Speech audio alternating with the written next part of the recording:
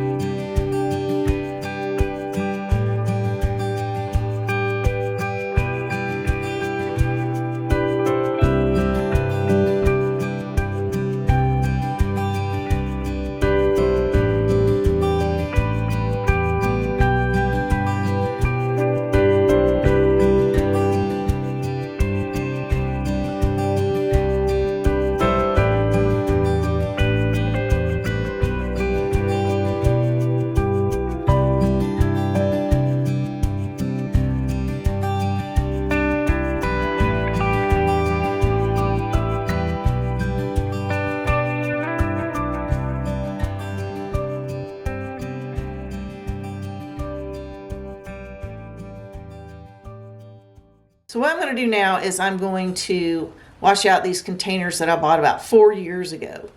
And I'm going to pot up a couple of little plants that I got at the garden center. And I'm going to change out this jute right here. It's so old, I'm afraid that it might just break. I don't know. I'll strength test these and make sure. But I would rather put like a gold chain or something around it, or maybe just some new jute. So I don't know, we'll see. So let me just go ahead and wash these out. And this one has a plug in it, but I don't know how well it's going to seal. So what I'm going to do is I'm going to put some silicone in it after this dries. And same thing with this one. There's no plug in it whatsoever. So I'm going to just fill it full of clear silicone and go from there.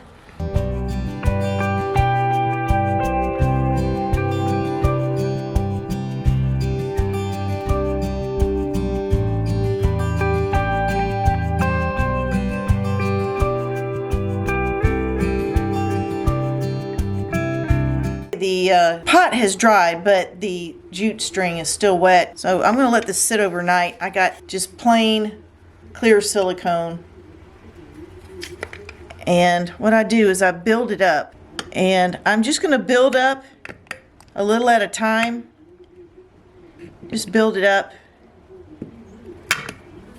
So I'm going to let that, I'm going to push the silicone around the edges like so. Okay, I'm going to let that dry, and then once that dries, then I'll come back and build up some more. And when you're working with silicone and you get it on your finger, just spray some isopropyl alcohol on there and it gets it right off. So I'm going to put this aside and let it dry, and come over here and do the same thing. Just build up around the edge. I'm having a little hard time with this gun here. Caulk gun. And I'm just going to let it harden around the edges. Like that.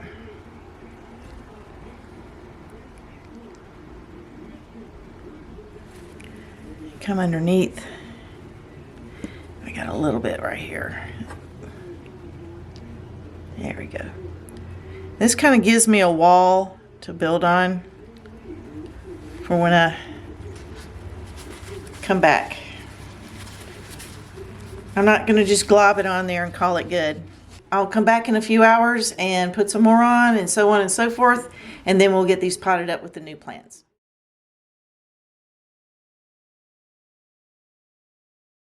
Now right here on this pear tree, this is a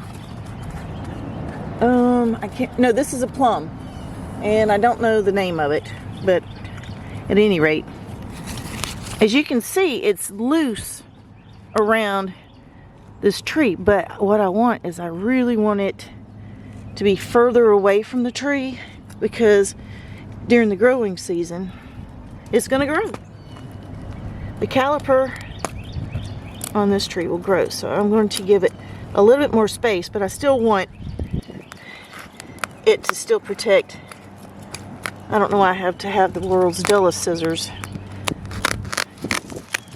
There we go. I want it to have just a little bit more space. I'm going to have to put you on the other side, because if I go in this direction, the scissors won't cut.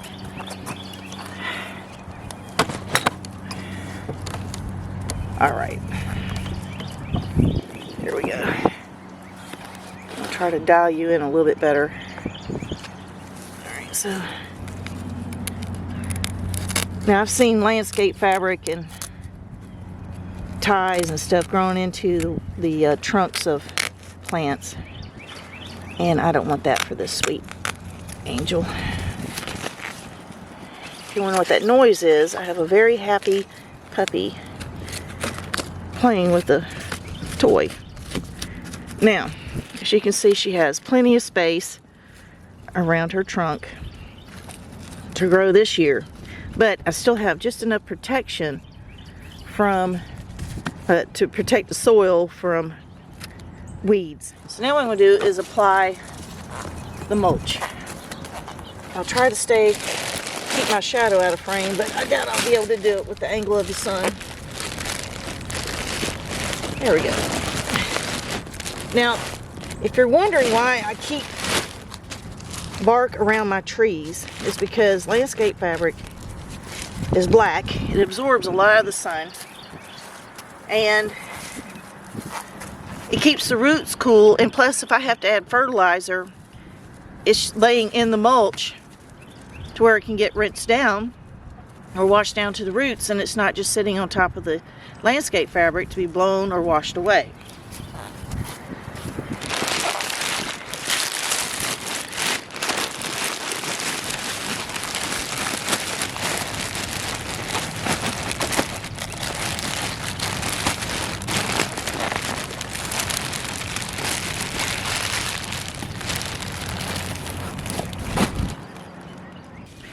I don't want this bark right up on the tree, so what I do is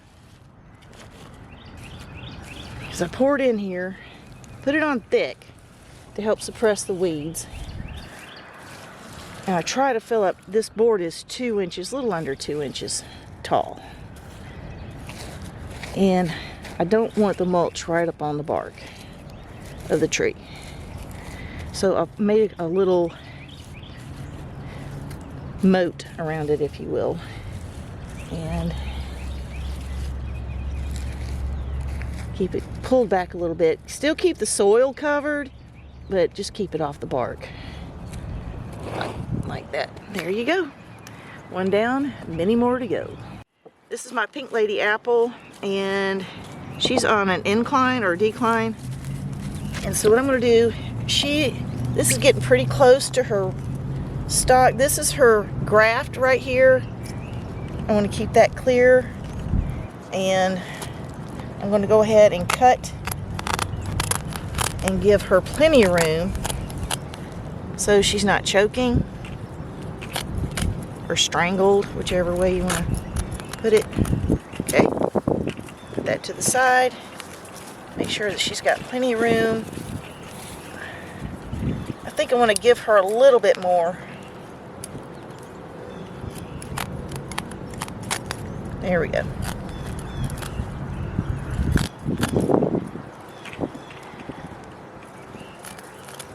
All right, there we go. Now, this is the older mulch. I'm going to pull it out. Any weeds that I see, I'm going to pull out. I have a serious issue with wild geraniums.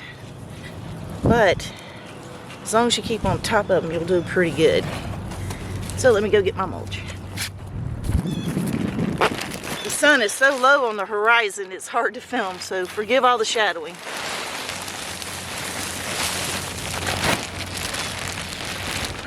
Alright, I'm gonna have to add more. But I put it on really thick, about 2 inches.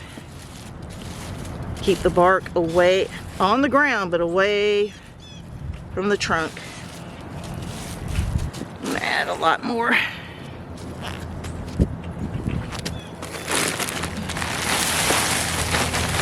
There we go.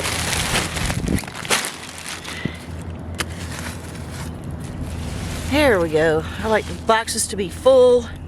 That adds a lot of protection from the heat of the summer. Keeps those roots cool.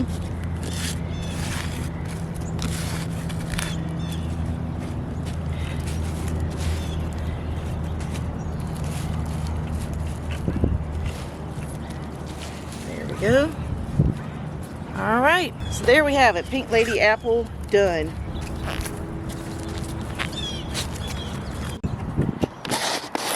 Now one thing I need to address about this tree is I cut this limb off, but you see how it's laying and forcing itself onto this branch. I'm going to come in with my not my sawzall, but a multi-tool later, and I will cut right at this seam. See how it has a seam right there? I'm going to cut it off right there. It's not going to rain for over a week, so I'm not going to worry about it getting wet and then rotting. Now here I have I think this is a Satsuma. The boys chew the tags off of it.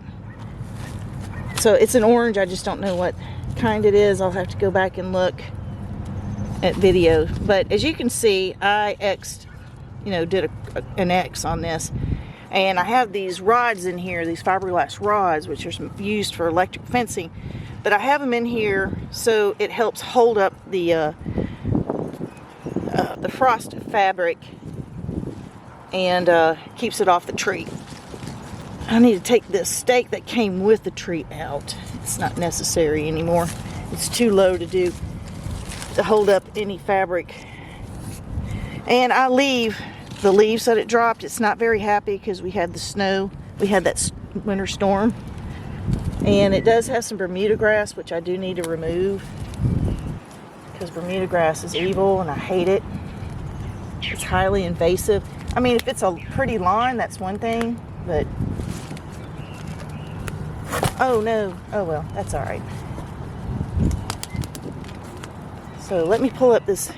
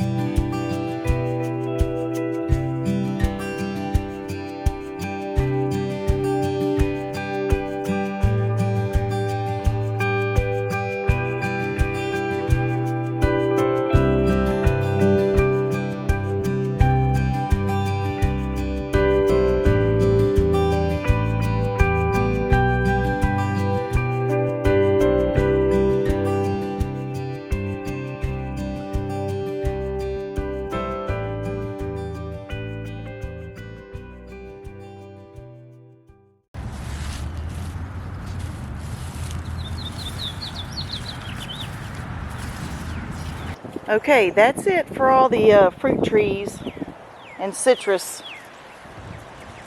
on this side of the fence. Of course, this is where the dog hangs out.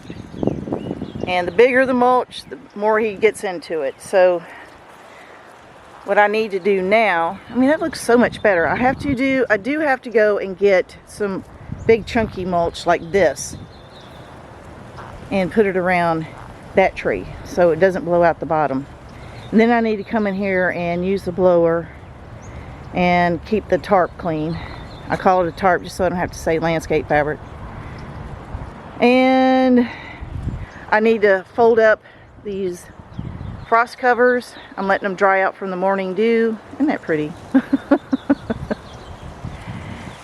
And now I need to get in here. I need to prune my lemon tree. This is a Myers lemon. The reason why it's so wide is because it got run over by the tractor and it cut it in half. And just, you know, get these boxes neatened up, get them ready.